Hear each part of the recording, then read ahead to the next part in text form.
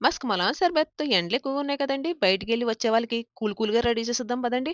ముందుగా జల్లీ తయారు చేసుకోవాలండి. ఈ జల్లీ పౌడరు ఆన్‌లైన్‌లో గాని, సూపర్ మార్కెట్‌లో గాని దొరుకుతది. కప్పున్నర వేడి వాటర్‌లోకి ఈ జల్లీ పౌడర్ వేసుకొని ఉండలు లేకుండా కలిపేసుకున్నాక, ఒక కప్‌లోకి వేసుకొని ఒక గంట పక్కన పెట్టండి. ఒక గంట ముందు నానబెట్టుకున్న సగ్గుబియ్యంలోకి 2 కప్పుల వాటరేసుకొని స్టవ్ మీద పెట్టి బాగా మరగనివ్వండి. ఇది ఉడికిపోయిన తర్వాత పక్కన పెట్టండి.